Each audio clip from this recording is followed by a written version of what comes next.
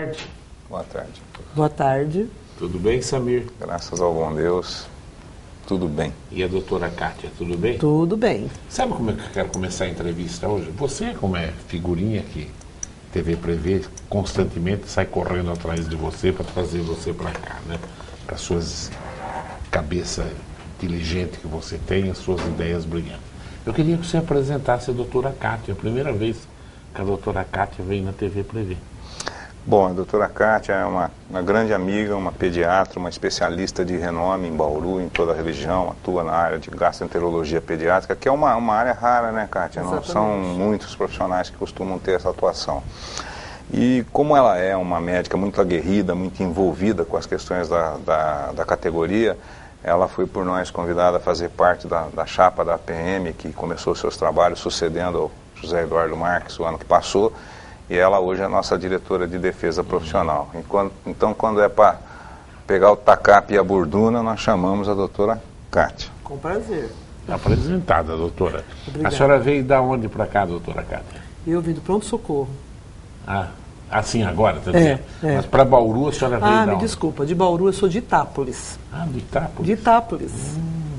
Que pertinho. Fez faculdade aonde? Eu fiz na Faculdade de Medicina de Marília, a FAMEMA. Ah, fez a FAMEMA. Fiz a FAMEMA. O Zé Eduardo também fez. Zé Eduardo, eles Fez são FAMEMA. contemporâneos, Nós somos né, Kátia? contemporâneos. Ah, da mesma época? Exatamente. Ele é 2 anos mais novo que eu, na faculdade. Nossa, ele parece ser muito mais velho que a senhora, viu? Ô Zé, O Zé é mais novo. é importante colocar que a doutora Kátia desenvolve um trabalho fantástico. Ela tem uma associação, a AFAPAB, se você pudesse falar um pouquinho, Kátia, sobre a AFAPAB. Sim, a AFAPAB é uma associação que um grupo de pais montou para ajudar os autistas. Hoje é uma população muito grande, né? Para cada 80 crianças, uma pode desenvolver o espectro do autismo. Quantas crianças, doutor? Então, lá na associação, no momento, nós estamos com 15 crianças Não, em sim, níveis graves. quantas podem desenvolver o... Cada 80 crianças nascidas, Só que uma pode Pode, desenvolver o transtorno do espectro do autismo. É uma população que está aumentando cada vez mais por múltiplos motivos, né? Por múltiplas causas. E o autismo, por ele não ter um marcador, né, um exame, então muitas vezes os pais passam pelo problema do diagnóstico tardio. E essa é a principal luta da FAPAB. Além da gente fazer esse trabalho com as crianças internas que nós temos, a gente faz um trabalho para a população de Bauru, que é o diagnóstico precoce. Então, nós fazemos um atendimento via CROSS mesmo, através do posto de saúde para a população de Bauru. Aonde funciona aqui em Bauru? Funciona na rua Jorge Nasralla, 270. Tá? É uma associação direcionada para o público bauruense. O telefone é 3223-2569. Eu já assisti vários filmes sobre autismo. No Brasil, que coisa, o Brasil fazia muito pouca coisa pelo autista, né, doutora? Eu acho que o mundo. O mundo? Né, o mundo. O Brasil está até bem mais tardio as evoluções. Mas foi mais ou menos de 6 anos para cá que mudou esse enfoque no autismo, principalmente em relação a como dar o diagnóstico. Então, mudou o enfoque mundial. Né? Então, hoje, assim, tem-se um jeito mais próprio para se dar o diagnóstico, né? E realmente o que salva uma criança, não digo uma criança, mas a evolução da criança com autismo é o diagnóstico precoce, que é a maior luta, né? Eu sou mãe de uma criança autista de 13 anos, né? Uma menina, as meninas dentro do espectro, elas são muito graves, né? Tanto nas suas manifestações como no seu prognóstico, mas é uma luta de todo dia. Então, assim, a luta dos pais da AFAPAB realmente é ajudar a todos vocês que são pais como a gente. Eu tenho uma sobrinha minha que mora em São Paulo e que tem um filho autista. E realmente, ela é dentista, casada com engenheiro e tudo. E o casamento dela acabou até porque exatamente ele tenta culpar a mãe, olha que absurdo. Porque não fez o diagnóstico rápido. Entendeu, né? A gente vê uma realidade muito grande, né, nos casais. Tem casais que se unem mais, mas a maioria realmente é difícil. A gente vê isso. É isso. machista, viu? Aqueles que põem a culpa na mulher e tudo, né? Por que ele não percebeu ele, né? Entendeu? Então, ainda bem que hoje em dia o perfil, né, dos pais também, eles estão mais participativos, né? Né? Então isso ajuda bastante e diz que também. Quando descobre de início, atenua o problema? Atenua. Você falou a palavra fácil. A palavra certa, aliás. Atenua. O autismo não tem cura. Né? Então, assim... Tem alguma... Estão desviando a entrevista. Eu também acho. Importantíssimo esse tema. Entende de Foi de autismo. propósito. Podemos marcar uma outra entrevista. Meu sobrinho que é autista, já fico entendendo. Podemos marcar uma outra entrevista. Claro. Venho com prazer. Tem alguma causa? Não tem, né? Não, ainda não tem uma causa única. É multifatorial. São várias causas. Então, muitas causas, por exemplo, que poderia ser o alcoolismo, a droga, a prematuridade. Por exemplo, eu não passei por nenhuma dessas. Eu tenho uma filha autista. Não, esses meus sobrinhos também então, nada. Então, assim, é muito difícil você falar de uma causa única. Por isso que é difícil trabalhar com autismo. Para o seu diagnóstico, para o seu tratamento. E é nessa luta que a gente está. Eu queria me desculpar que na hora que eu fui dar o endereço da FAPAB, eu falei o número da minha clínica. É Rua Antônio Garcia, 650. Então, se alguém estiver nos ouvindo, apesar de não ser o enfoque da entrevista, mas quiser uma ajuda, nós estamos lá. Beleza. Está vendo? Nós prestamos... Doutor Samir, qual é o maior problema da saúde pública em Bauru? É o problema nacional, Duda. É a falta de visão e gestão dos nossos políticos, que chegaram a um extremo de mediocridade administrativa absurda nos últimos anos. É um problema de falta de recursos, o que eu hoje, pessoalmente, digo que existe a ausência de recursos, mas não porque não exista o dinheiro. O dinheiro existe, mas a nível nacional ele vem sendo roubado sistematicamente daquilo que é um direito do cidadão de usufruir dele na ponta. É muito triste ouvir isso, né, Samir? É uma coisa assim absurda. Eu participei agora, em março, de um encontro na Federação das Indústrias do Estado de São Paulo. A PM se fez representar e eles deram para a gente um espectro, até trouxe para hoje o programa, da quantidade de dinheiro roubado no país nos últimos 15, 12 anos e o impacto disso na ponta. O que esse dinheiro significaria em estrutura para atendimento em postos de saúde, hospitais, pronto-socorros, etc. e tal. E eu, pessoalmente, como cidadão brasileiro, cheguei a uma conclusão: não falta dinheiro. Falta cela para bandido ser preso e esse dinheiro retornar de onde ele nunca deveria ter saído. O Moro fala que a corrupção passou de 1 trilhão já. O que você ouviu lá no Fiesp? Então, eles especificaram por setores. Nós estudamos todos os desvios. Por exemplo, Petrobras, os vampiros da saúde, aqueles desvios que houveram nos ministérios de transporte, a Operação Navalha, que mexia com... Você está falando só da saúde, né? Só da área da saúde. Quer dizer, o que isso impactou? E somado, só esses números aqui, há algo aqui em torno de 870 bilhões. Ô, louco, só da saúde. Só da saúde. Da Petrobras é 50 bilhão? Mais. Já não é mais, né? As estimativas iniciais, quando nós conversamos lá atrás, era de 21 bilhões, chegou a 50 e hoje passa da casa dos 75 bilhões. O da Petrobras? Da Petrobras. Vamos roubar no inferno, isso porque ainda não começaram a mexer com o BNDES. Mas sabe o que eu acho? Eu acho que isso nem é corrupção, viu? Eu acho que fizeram isso por ideologia mesmo, para acabar com o país, para tentar instalar essa porcaria de socialismo bolivariano no Brasil, viu? Duda, eu faço parte de uma geração, eu estou com 56 anos de idade, e eu assisti o PT nascer num dos berços dele. Foi a Lula na primeira eleição. Eu estive aqui num programa seu, eu era político, e deve estar gravado, deve estar, quando o Lula teve a primeira eleição. E eu disse, o Brasil está dando um exemplo para o mundo do que uma estrutura de direito, de Estado de Direito, eu que vinha do movimento repressivo, ditatorial na universidade, dizendo o país pode mostrar que um torneiro mecânico, um sindicalista, possa vir a se tornar presidente da República. Agora, passados esses quase 15 anos da gestão desse pessoal, dessa estrutura política que se instalou no Brasil, como se perdeu, se jogou fora uma oportunidade histórica de resgate social, de todo um discurso pela ética na política, pela limpeza de toda essa sujeira que nós estamos vendo aqui. Quer dizer, como é que essa gente conseguiu jogar fora essa ideia tão boa que a sociedade estava recepcionando, por mais conservadora que ela fosse. Você sabe por que eu votei no Lula? Sinceramente, eu falei, esse pessoal da esquerda pode até ser mais incompetente, mas é mais sério. Eu acreditei nisso, quer dizer, o pessoal é mais sério, entendeu, né? Falei, porque o Brasil tem corrupção desde que nós nascemos, Sim. né? Quer dizer, nego roubar dinheiro de campanha, enfiar um pouquinho no bolso do dinheiro de... A gente estava acostumado a ver essas coisas, né? Mas não roubar o caixa inteiro, quebrar o país, ligando para nada, em cima de que está fazendo transformações sociais, né, Samir? E olha, está por vir aí, a gente ouviu lá a denúncia do desvio do dinheiro dos fundos de pensão do funcionalismo federal investidos em papéis da Venezuela, da Bolívia, da Colômbia, né? Nós compramos papéis desses governos, com dinheiro de fundo de pensão de servidor. Compraram papel. E os Estados Unidos têm uma ação contra a Petrobras, monstro, porque os fundos de pensão dos Estados Unidos acreditaram na Petrobras, Sim. terceira empresa do mundo, e investiram na Petrobras. E os Estados Unidos querem esse dinheiro de volta para os fundos de pensões dos Estados Unidos. Eu acredito que muita gente vai presa exatamente porque eles foram mexer com acionistas norte-americanos. Essa gente não perdoa quando os investimentos, principalmente em bolsa de valor e o mercado de ação deles é bagunçado. Eu acho que é uma chance muito boa de se pegar essa gente aí. Diz que o fundo de pensão do Correio era uma coisa violenta. E o do Banco do Brasil. Tudo.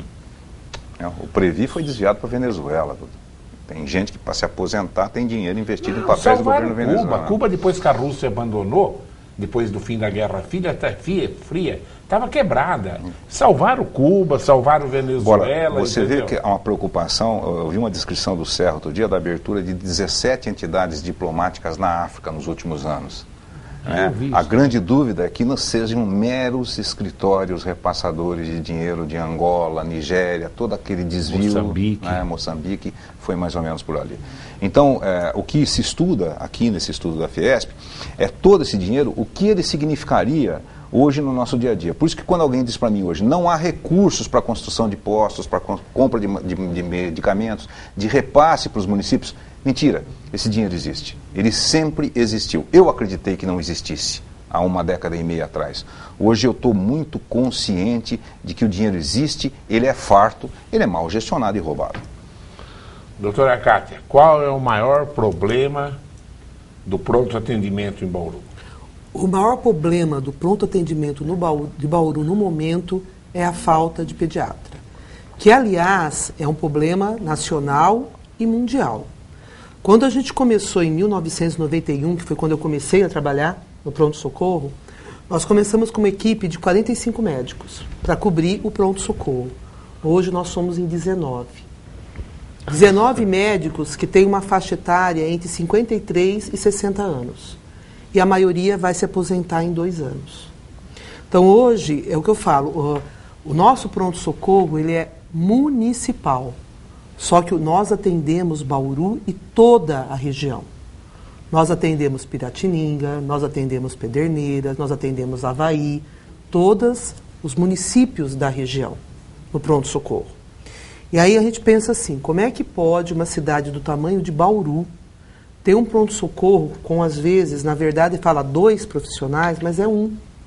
Porque quando a gente chega no pronto-socorro de manhã, existe uma enfermaria de 15 a 20 leitos para nós vermos. Então, nós estamos em 1.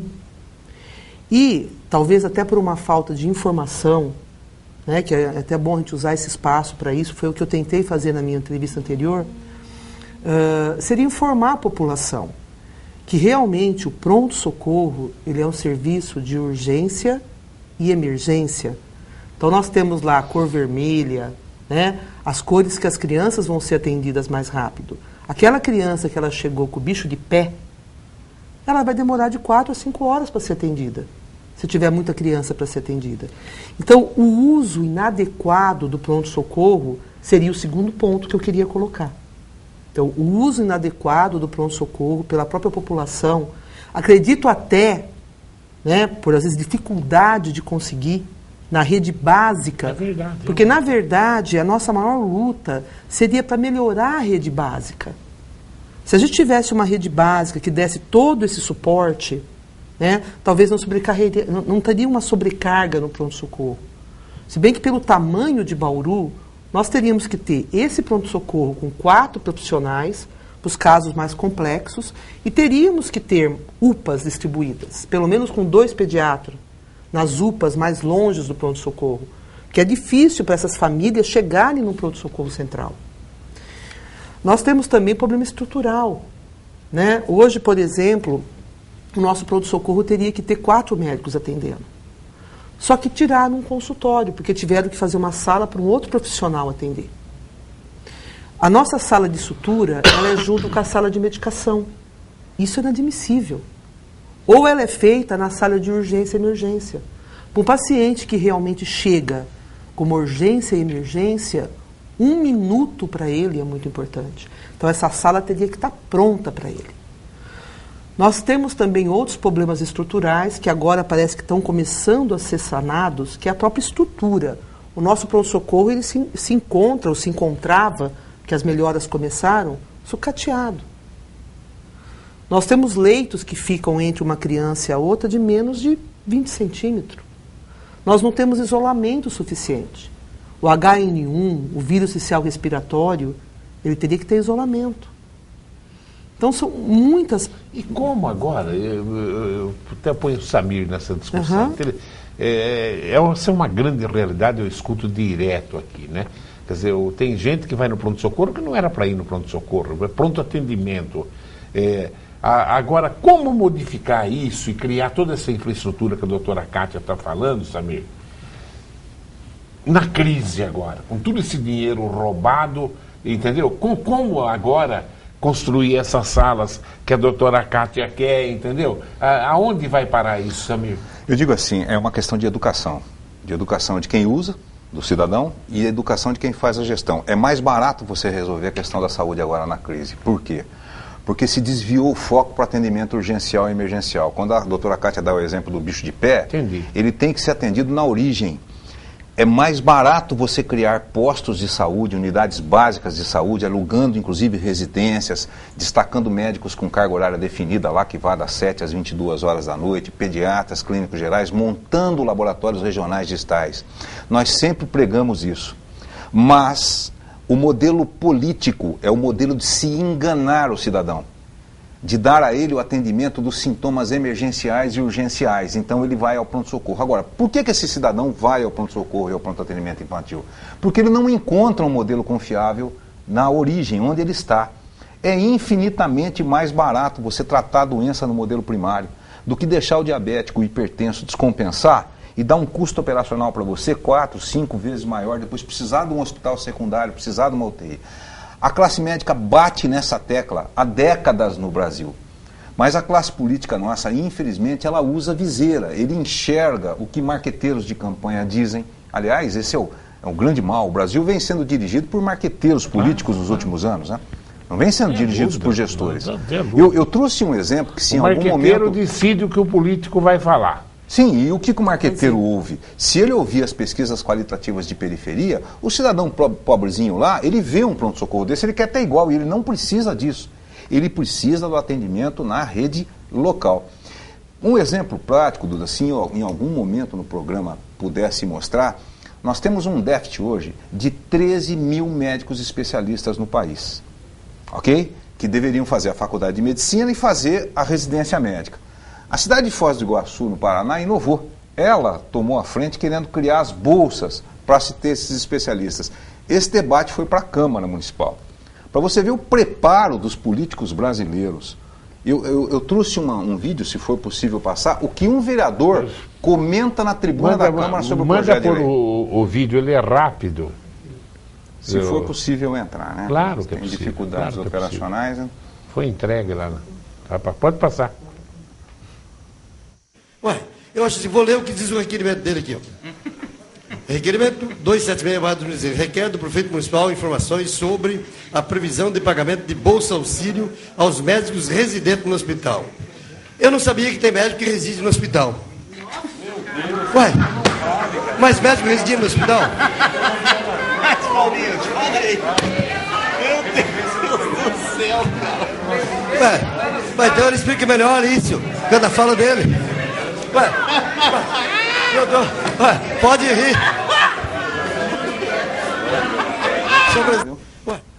Veja, Foz do Iguaçu é uma capital importantíssima no sul do Brasil, fronteira. Tem faculdade de medicina. Agora, este é o modelo dos vereadores. A gente não pode generalizar, a generalização é burra. Mas os vereadores, os nossos deputados têm essa cabeça aí, tem esse cérebro aí. É muito difícil explicar atendimento médico público, gestão pública para esse tipo de cidadão. Agora, ele foi eleito. Alguém votou nesse indivíduo para ele estar lá fazendo esse tipo de estado. Então, aí está a resposta do porquê a saúde pública no Brasil desanda. Você explica a ele, olha, precisa de postos de saúde na periferia. Ele quer fazer pronto atendimento, UPA, para enganar o eleitor e dar um espectro mais político. Olha, eu realizei, eu fiz isso, o prédio é bonito. As consequências são as que nós estamos vendo hoje. Doutora Cátia, por que falta tanto pediatra assim? Então, hoje a residência de pediatria, como outras áreas também, a pediatria a gente fazia a formação, medicina, 2 anos de residência, pediatra muito bem formado, e 1 ano de especialização. Hoje não. Hoje, a maioria das faculdades, a residência de pediatria vai ser de 3 anos, e se quiser fazer uma especialidade, mais 2 anos, então 5 anos. Um neurocirurgião se forma em 5 anos. Se você fizer um estudo, como é que vai estar a vida econômica de um neurocirurgião, ou de outras especialidades que mexam com procedimento, em relação a um pediatra? Certo? E nós temos um outro problema também. Os pediatras que estão se formando, a maioria desses pediatras, eles querem trabalhar na área de UTI. Pelo menos assim, nas avaliações que eu tenho feito, até mesmo em currículos da Unimed. Por quê? O pediatra de porta, ainda mais o que acontece no nosso pronto-socorro. Ontem eu até tive uma reunião com os gestores, né, da prefeitura, e eu fiz essa colocação. Eu sou uma pediatra com quase 30 anos de formada, com uma grande experiência. E até coloquei ontem na reunião, com muita competência. Então, e às vezes eu fico com medo de trabalhar no pronto-socorro, com o volume de pacientes que nós temos que trabalhar. Então, voltando na sua pergunta, por quê? Os médicos, a maioria, não querem mais fazer porta. E eu acho que isso também em relação à clínica médica. Fazer porta é muito difícil. Porque você atende um paciente na UTI e ele entra mal. Se acontecer o pior, estava na UTI. Agora, você atende uma criança com febre. Ela pode ter um resfriado. Claro. Mas ela pode ter uma pneumonia, uma aspiração em casa e a óbito. Então, a responsabilidade do médico de porta é muito grande. Eu tenho dois netos que estão fazendo residência, né? Um formou na USP, medicina, e o outro formou na Unesp. A Camila formou na Unesp.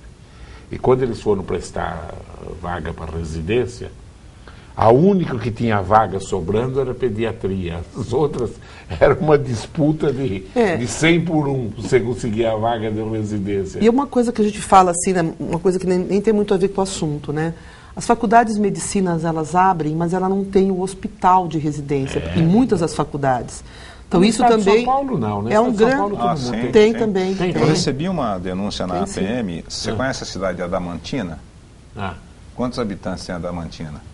Acho que uns 80 mil habitantes. 38 mil habitantes. 38 só. Adamantina tem uma faculdade de medicina agora. Tem. E não tem hospital. Então você forma os alunos e você não tem onde levá-los para... Bauru tem 480 mil habitantes? 400. Mas dentro de uma região de 2 milhões de habitantes. E não consegue uma escola médica. Como é que é isso? Mas Bauru é uma exceção, porque todo mundo de 300 já tem, viu? Entendeu? Bauru é incompetência nossa, dos nossos políticos, de tudo.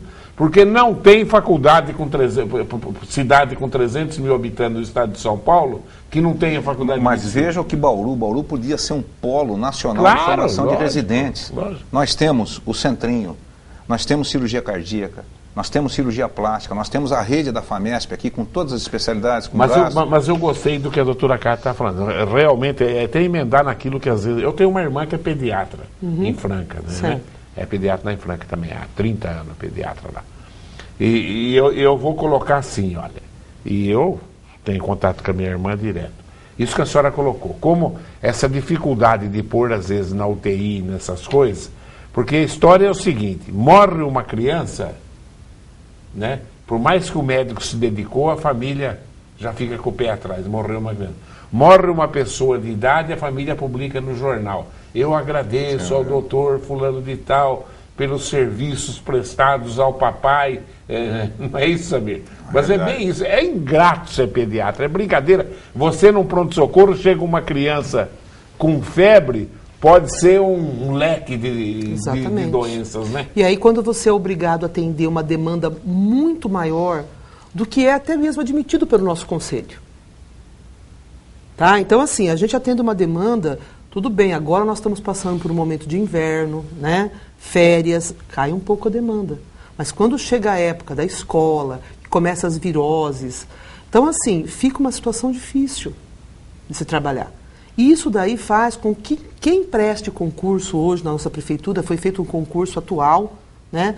As pessoas se direcionem mais para os postos. Ou alguns colegas já chegaram a trabalhar no pronto-socorro, vendo esse panorama, saíram do pronto-socorro. Então, assim, o salário, ele teria que ser mais atrativo? Ele é um detalhe. Mas são muitas coisas estruturais também que poderiam ajudar. Então, não atrai o médico. Na verdade, é o que menos ganha mesmo, né, Samir? O que mais trabalha. Não tem, o que mais trabalha, o que menos ganha e o que tem menos reconhecimento. É realmente... E a gente, assim, a gente fica muito, muito chateado, até ontem a gente foi nessa reunião para essa colocação, porque a maioria de nós, pediatras, nos dedicamos a esse pronto atendimento. Muito, trabalhamos muito. Claro. E com tantas coisas, né, acontecendo, chegar uma pessoa de um conselho gestor com tantas irregularidades pontuadas, como eu já acabei de colocar, falar que a única irregularidade que ela viu no pronto-socorro é que 2 médicas estavam almoçando ao mesmo tempo. Agora, não foi colocado que uma dessas médicas estaria sozinha no pronto-socorro e que a outra foi lá para ajudar. Não foi colocado que tinha que ter 4 e tinha 2. Não foi colocado que lá é um serviço de urgência e emergência. Então, na hora que acalma a urgência e emergência, a pessoa pode comer. Ela pode ir no banheiro. Então, assim, foi uma coisa que deixou a gente muito chateado. Porque, assim, nós nos dedicamos, nós trabalhamos. E, de repente, com tantas coisas acontecendo, médico trazendo remédio de cidade de fora, sabe? Ou até dias que faltou remédio de resgate para asma, nós fomos comprar. Porque o nosso paciente já chega lá em crise, certo? Aí a gente vai ter que dar injeção, sendo que não precisa. A gente sabe que um remédio via oral vai tirar ele da crise. Então a gente foi comprar. E de repente ser colocado, né, por um órgão que tem que representar, que nós estávamos 2 médicas almoçando ao mesmo tempo. Que coisa, né? Agora ninguém colocou desde que horário que essas médicas estavam trabalhando, que elas estavam em 2. Então, assim, nós fomos ontem conversar com esse conselho gestor, eu acho que a gente colocou muitas propostas, porque eu acho que não adianta só a gente reclamar, a gente tem que atuar. E a prefeitura de Bauru, a pergunta vale para os dois, você que acompanha tudo isso daí. O prefeito de Bauru, ele está em cima desse pronto atendimento? Como é que está? Qual a opinião de vocês? O Rodrigo, ele é um ilustre ausente nesse processo, né? Essa recente declaração que ele deu aí numa matéria de um canal de televisão mostra que alguém dá informação. O que ele falou? Ele fez um comentário bastante infeliz. Olha, não é bem que não tem esse remédio, os médicos prescrevem isso em linha de série. Olha, isso é uma questão de gestão. Se você tem que ver números, tem que administrar números. Se você está vendo aquele remédio ser prescrito com mais intensidade, provavelmente algo existe. Então vá fazer uma análise de gestão. Agora, falta participar, falta ir na ponta, chegar num pronto-socorro, entrar, comparecer à noite, de madrugada, ver isso que a doutora Kátia está colocando, quantos profissionais estão ali, o que está sendo feito. A verdade é uma só. Responsabilizar os profissionais que estão na ponta, sejam eles enfermeiros, técnicos de enfermagem, a faxineira, quem está atuando ali, é muito cômodo. Esse tipo de política não engana mais o cidadão e o eleitor, principalmente. Esse tipo de discurso, ele é mentiroso, ele é falacioso. Porque fossem políticos que comparecessem a esse atendimento de ponta, que é uma verdadeira guerrilha, né? Mostrassem a sua presença ali, ouvissem os... Mas eles têm medo, porque eles podem ser apupados ali também. Então é mais cômodo ir para a mídia, jogar uma informação genérica, responsabilizar quem está na ponta. Aliás, esse é um problema no Brasil, Duda, que afeta a tríade básica do país. Um professor, um policial, e não o médico necessariamente, mas quem está na ponta da saúde. Razão pela qual os números de agressão física a enfermeiros, a médicos, cresceram de maneira estratosférica. Agora, o que isso está provocando? Um êxodo. Profissional nenhum quer ir para a zona de frente. Quem perde com isso? É o cidadão. Ele é o primeiro a perder. Porque esse político aí, não se iludam, ele tem uma carteirinha da Unimed no bolso. Ele sabe onde ele vai ser atendido. Ô Samir, como é que a PM vê hoje o programa Mais Médicos do governo federal? Então, nós já discutimos aqui que a implantação de médicos nas regiões de distância do país é uma calamidade. O que provavelmente o governo federal não perguntou a si mesmo é por que o médico não está lá. O médico não está lá porque ele tem uma formação humanitária para atender as pessoas, estabelecer um diagnóstico clínico, uma diagnose laboratorial, estabelecer uma conduta e uma terapêutica. Ele não vai porque ele não tem estrutura. Se em centros grandes como o Bauru, a doutora Kátia está mostrando que no pronto-socorro central falta uma estrutura e deixa o profissional muitas vezes desajustado, imagina numa periferia onde você não tem um serviço radiológico, onde você não tem um laboratório. Aí agora precisa se atentar à frase peculiar que disse a senhora ex-presidente da República, senhora Dilma Dana Rousseff. Ela disse o seguinte: eu estou colocando profissionais lá que pelo menos vão colocar a mão no ombro do paciente e fazer um afago nele. A senhora contrate assistente social para fazer um serviço de base, minha senhora, contrate babá. Doente precisa de médico, de enfermeiro, de técnicos, de laboratório, de estrutura para ser atendido, porque isso aí é enganação, é um discurso falacioso. Mais médicos, você leva para lá gente com o preparo desses cubanos que vieram para cá, que não são médicos, são paramédicos. Nós temos um verdadeiro arsenal de receituários absurdos, mostrando que são semi-alfabetizados em medicina. Fosse assim, eles passariam nos concursos internos nossos para se efetivar nas categorias de classe. Razão pela qual o governo federal passou por cima disso. O programa Mais Médicos poderia ser efetivo se você levar mais estrutura de saúde junto. Exato. Esta é a diferença.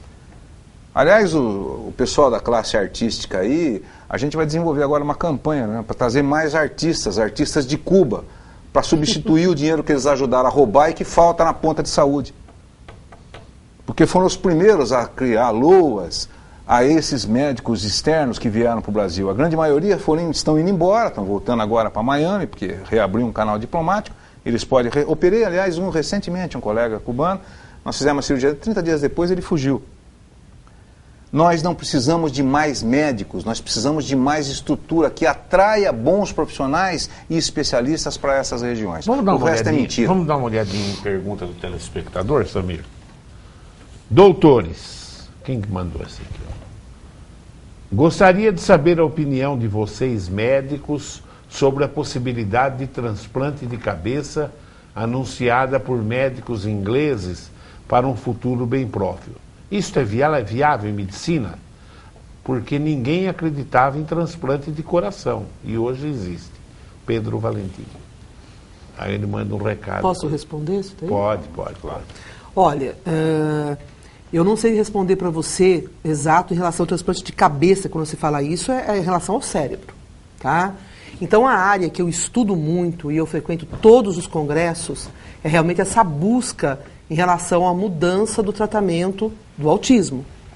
No momento, tanto para outras patologias, que você pode colocar o Parkinson e muitas outras, tem muitas coisas atuais acontecendo, mas não ainda nesse nível. Mesmo para o autismo, que os estudos estão galopando em relação às células neuronais, aos medicamentos próprios, está tudo à base que a gente chama do nível 1, a nível daquilo ali em projeto de laboratório. Então, atualmente, eu pelo menos desconheço, na área que eu estudo, que se fala realmente em cérebro, que é o autismo. Então, nas outras áreas, assim, não é a minha especialidade. Se o Samir quiser colocar alguma coisa... O que se tem hoje de concreto, e o houve um sucesso recente, é o transplante completo de face. Sim. Né? Esse se reimplantou. Aí a parte externa. A parte externa.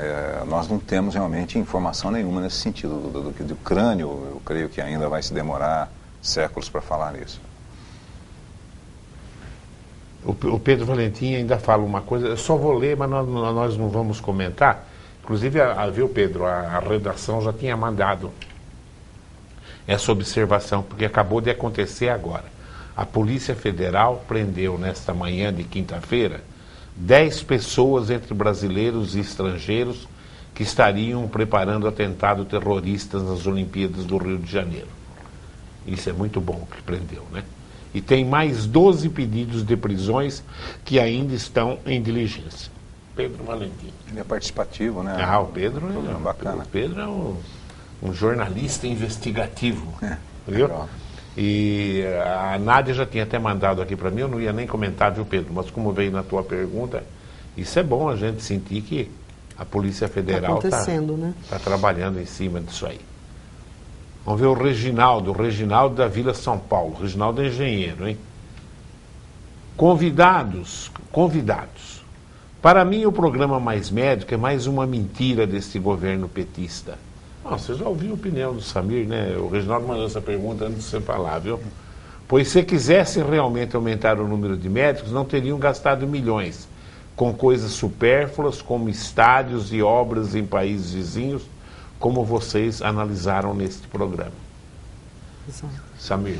Isso sem dizer, Reginaldo, que há sérias dúvidas e a Polícia Federal já investiga o desvio de dinheiro de repasse federal através do programa dos médicos cubanos. Foi para Cuba. Precisa ficar claro que o salário deles, 70% a 80% do salário, não fica com esses profissionais. Volta para Cuba, por canais que nós sabemos... Cuba foi salva em termos econômicos.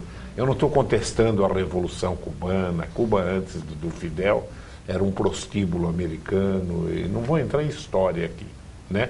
Agora, quebrou, faliu, Cuba quebrou. A hora que a Rússia manteve aquilo lá, porque era nas costas de Miami, aí na beirada de Miami. Depois, a vida em Cuba é horrível. Quem foi depois que a Rússia deixou, uma coisa horrorosa. Agora, o que eles inventaram aí, principalmente em cima de medicina tropical, para faturar a grana, foi uma coisa inacreditável, né? E o governo brasileiro colaborou trazendo os médicos cubanos. Claro que eu não tenho condições de analisar isso, porque eu não sou médico. Mas, segundo o Samir, são médicos mal preparados, né, Samir? Com certeza. Doutor Samir, tô com problema na vesícula. Poxa vida, será que fui eu que perguntei isso? E há 1 ano estou na fila para ser cirurgia pelo SUS. Há 1 mês, o médico cirurgião me atendeu para marcar a cirurgia, mas pediu uma endoscopia. Agora não estou conseguindo vaga para a endoscopia. Faz mais de 1 mês que estou esperando para realizar o exame. Doutor Samir, preciso de uma sugestão. Já recorri à Secretaria da Saúde de Bauru, mas mandaram eu esperar. Estou sofrendo bastante. A Joana de Bauru. Bom, Joana, nós não vamos conseguir resolver todos os problemas regionais, mas você vai entrar em contato com o professor Duda, porque ele é mestre depois em me cutucar e resolver. E ele resolve. Vamos ver se a gente consegue uma cirurgia para você, sim, pelo SUS, ou aqui ou na Santa Casa de Agosto. Fica a encargo do professor Duda intermediar essa questão. Claro. Ele ajuda muita gente, tenho certeza que a gente vai ajudá-lo. Quando é coisa desse tipo, para quem que eu peço?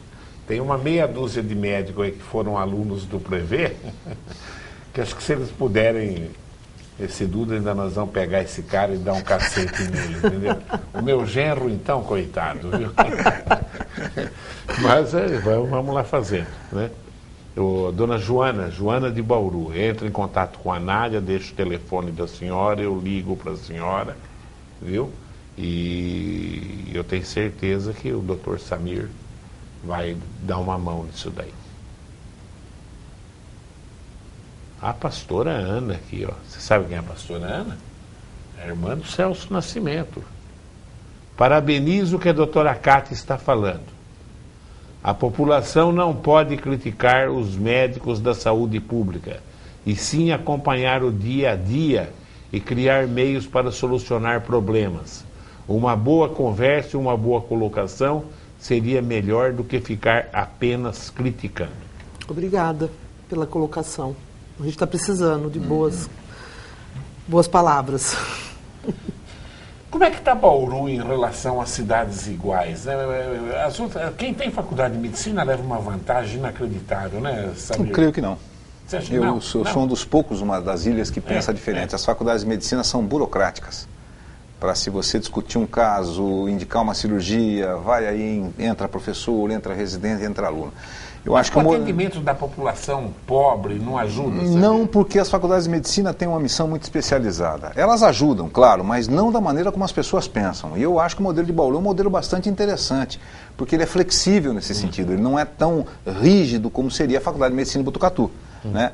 Eu acho que o atendimento em Bauru precisa melhorar muito, claro. Bauru precisa de pelo menos mais 2 ou 3 unidades de atendimento de urgência e emergência, mas precisa pelo menos duplicar o atendimento primário na sua periferia. Eu acho que a FAMESP desenvolve um trabalho muito bonito aqui. Não deveria ser assim, ela não tinha que ter esse monopólio para a questão de saúde de uma maneira geral, mas ela faz um trabalho muito bom. O hospital estadual é um hospital de referência hoje no estado de São Paulo. Você, foi um avanço para Bauru. Eu acho que foi um grande avanço para Bauru, revitalizou o hospital de base, trouxe a maternidade, todos os colegas que atuam lá têm elogiado o desempenho da FAMESP e agora no Manuel de Abreu. Mas Bauru precisa de mais hospitais, Duda, precisa de mais leitos. Precisa de mais leitos, isso é notório. Quer dizer, Bauru, o país precisa. O país, mas é aquilo que eu digo a você. Mas Bauru precisa mais do que o contexto de uma cidade de 400 Sim, mil porque habitantes. Bauru é uma capital regional que drena uma região de 2 milhões de habitantes.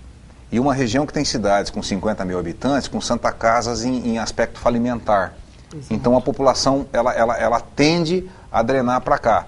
São raras as cidades que os hospitais conseguiram sobreviver, né? Então essa população toda acaba se dirigindo à cidade de Bauru. E incrível, não é só na área pública. O Hospital da Unimed de Bauru é uma referência macro-regional. Nós recebemos ali hoje pacientes de Presidente Prudente, de Araçatuba, de Assis, de Lins, de Jaú, que é uma referência oncológica para o estado, oncológica, porque os pacientes de Jaú drenam em massa para o hospital de dentro da Unimed.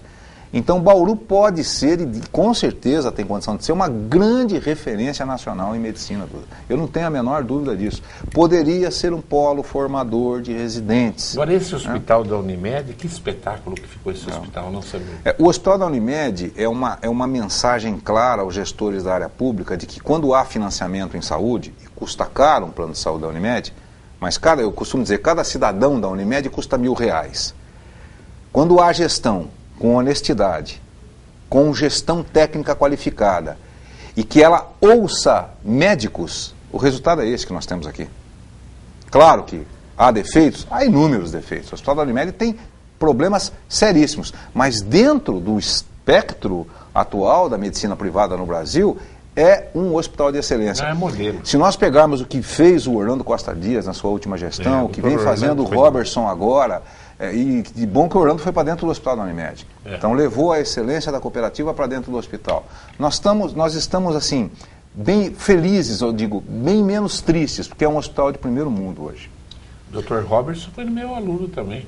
Ah, é? Foi. Foi meu grande amigo, meu grande colega. Chegou aqui trabalhando comigo, sabia? Viu, eu gostaria de falar um pouquinho mais sobre dos leitos.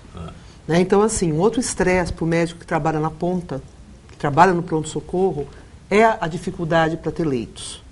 Então, nós temos um problema muito sério aqui em Bauru. Se eu tenho uma criança que sofre um acidente, ela sofre um traumatismo craniano e ela precisa de uma cirurgia, nós temos que levar para Botucatu. Nós não temos esse serviço aqui em Bauru. A semana passada nós tivemos uma criança que ela foi transportada de madrugada para Botucatu para cirurgia.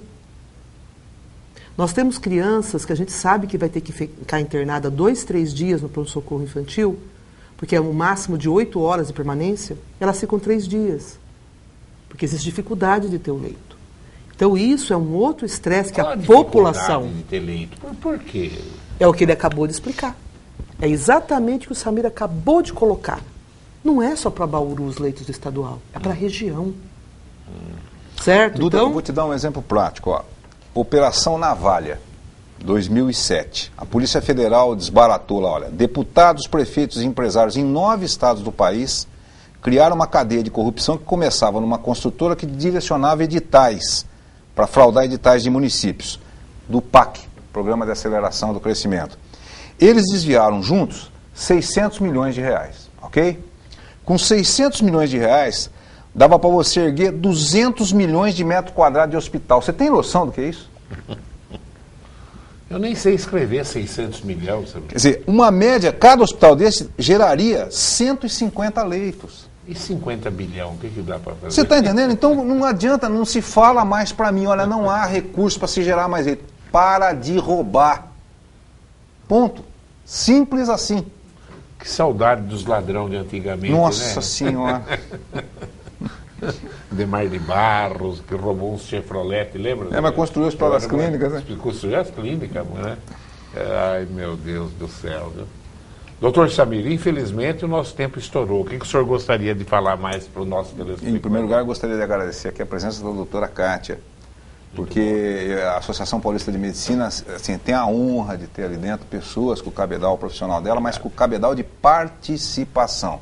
A classe médica é muito omissa em algumas coisas, né? Os colegas se queixam muito, eu costumo dizer que se lamuram muito em corredor. Então, tá a Kátia aqui como exemplo, que a gente vai continuar lutando sempre. Obrigado. Doutora Kátia, o que a senhora gostaria de falar mais? Eu gostaria de falar que nós médicos estamos juntos para tentar melhorar o serviço de Bauru. Nos dê recurso, nos dê estrutura, para a gente poder melhorar a saúde de Bauru. Muito bom. Doutor Samir, você vai para o Canadá outra vez ou não? Novembro agora. Verdade? Dia 8 de novembro. Você não vai pensando em morar no Canadá a hora? Já analisei isso algumas vezes, de maneira concreta. Aí a TV Prevê tem que ir lá entrevistar você. Fica no frio é mais gostoso. Doutora Kátia. Muito obrigada pelo espaço, viu? Eu vi. Acho que eu vou pôr aqui na TV Prevê. Você viu aquela de um argentino vai morar lá, que o alce fica chegando, né? Eu nunca dei tanta risada do que é. A sensação é aquela. Um dia eu vou mandar o Paulinho botar essa história aqui na TV Prevê, que eu tiver com alguma coisa mais amena aí para o nosso telespectador dar risada. Eu agradeço a sua audiência e continue aí ligado nos horários alternativos da TV Prevê. Tchau.